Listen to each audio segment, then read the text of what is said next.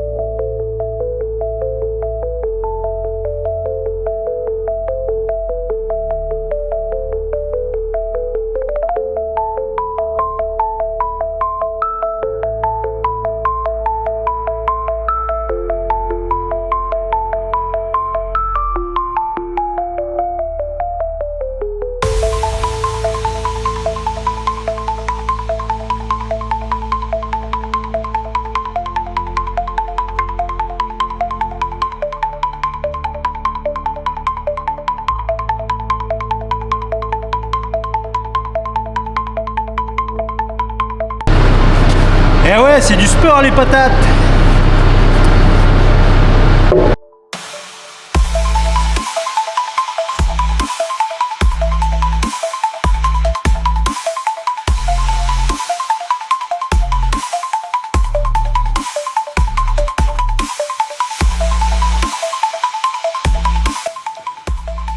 Alors, les contrats de pommes de terre sont terminés de livrer et aujourd'hui, il nous reste un stock de pommes de terre à vendre en libre. Malheureusement, il n'y a pas de cours et il nous reste tout ça à vendre. Donc là, il y a à peu près 250-300 tonnes. Et l'usine, elle fait quoi? Elle te dit, on peut vous acheter les pommes de terre à 15 € tonne. Ouais, mais le coût de production, c'est 200 € la tonne. Donc, vous faites comment? Alors, vous savez quoi? Dans chaque malheur, il y a des bonnes nouvelles. Et la bonne nouvelle, c'est quoi? C'est la loi Egalim. La loi Egalim, elle a été votée en octobre 2018. Elle met en place des mesures visant à soutenir un revenu aux producteurs. Cette loi est issue des États généraux de l'alimentation quand même. Et elle a été adoptée par le Parlement le 2 octobre 2018. Mais le Parlement, il est où là aujourd'hui? Il se casse la tête à faire des lois pour nous protéger, nous. Et ça, c'est pas appliqué sur le terrain. Mais ils sont pas en train de faire la sieste là, en ce moment au Parlement. Moi, j'en ai bien l'impression. Donc la loi Egalim, c'est pas compliqué. Hein. Si vous voulez avoir des compléments d'information, je vous les mets juste ici. Vous allez sur Wikipédia, vous tapez sur Google loi Egalim.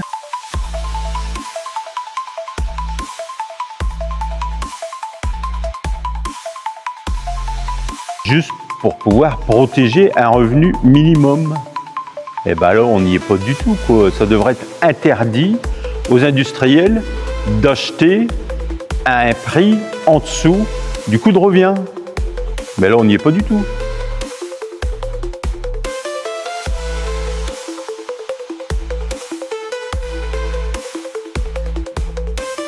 Est-ce qu'il faut livrer à 15 € juste pour remplir les frigos des usines, pour qu'ils te disent l'année suivante, bah non, on a trop de stock, et puis bah, tu te remets une deuxième balle dans le pied?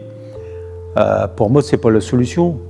Alors quand tu vois des agriculteurs qui livrent des pommes de terre à 15 €, sincèrement, c'est la honte. Pourquoi? Bah parce qu'ils remplissent les frigos juste pour l'année prochaine te dire mais on n'a pas besoin de vos pommes de terre, nos frigos ils sont pleins. Bah tu parles, ils les ont eu à 2 francs 6 sous pour rien. Enfin voilà, dans quelles conditions aujourd'hui on travaille et les politiques ils sont où? Mais tu vas me le dire toi, où est-ce qu'ils sont les politiques? C'est pas leur souci en fait. Leur souci, les politiques, c'est de dire mais cette année on va engranger combien d'impôts? Voilà. Et tu crois qu'à l'Élysée ils mangent au McDo? Bah j'y crois pas, c'est pas la même viande. N'oublie pas de t'abonner. Alors je vais vous expliquer pourquoi il y a des petits tas. Alors ces petits tas servent à boucher les tunnels de ventilation.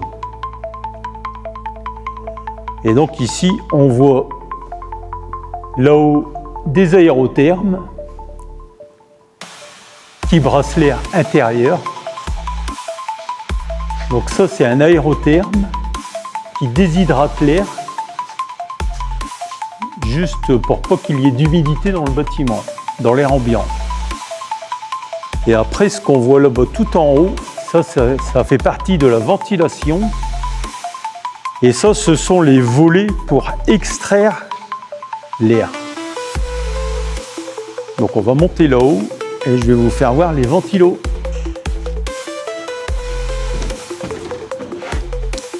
Donc ça, c'est l'armoire avec les 3 ventilateurs, les aérothermes pour éviter l'humidité à l'intérieur, et ici le bouton général pour faire un contrôle en automatique, fermer les volets ou les ouvrir. Donc là, on va les ouvrir.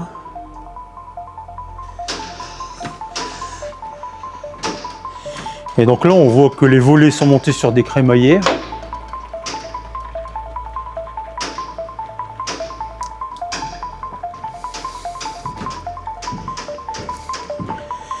Ils sont poussés par un moteur réducteur.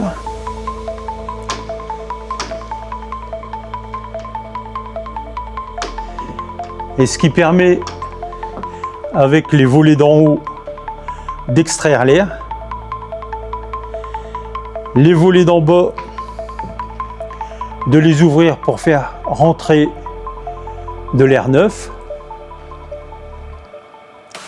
Et donc on voit qu'ici on est en train de fermer le caisson, ce qui permet aussi de pouvoir brasser de l'air intérieur et de l'air extérieur.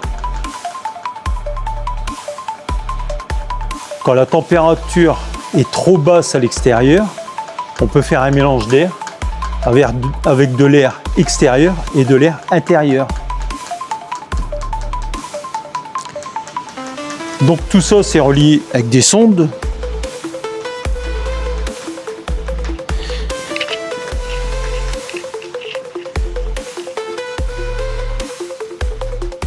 Alors voilà les sondes. Et tout ça, c'est contrôlé sur un ordinateur qu'on verra après. Donc ici, on a une trappe pour pouvoir s'introduire dans le caisson et avoir accès au ventilateur.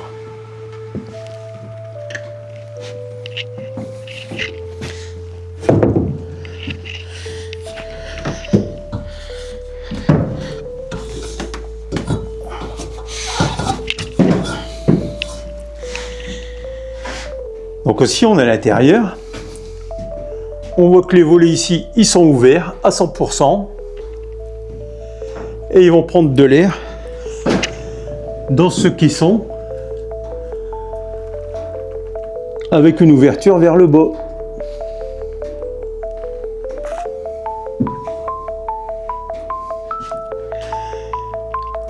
Donc ici, on peut voir, il y a 3 ventilos.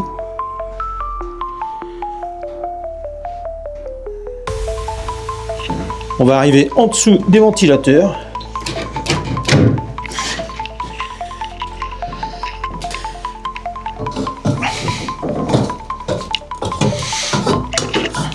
Donc ici on arrive carrément en dessous, tout en bas, au plancher des vaches. Donc ça on voit bien que c'est un mur de poussée, bien renforcé.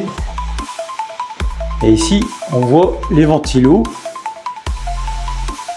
L'air elle va s'introduire ici pour arriver dans ces tunnels qui sont espacés tous les 4 mètres pour pouvoir ventiler les pommes de terre. Donc un stockage sur une hauteur de 4 mètres et des gaines de ventilation espacées tous les 4 mètres.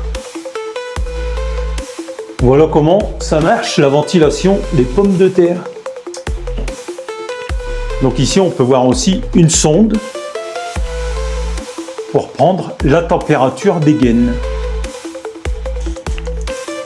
Alors vue extérieure, on voit les volets d'en haut pour extraire l'air. Un caisson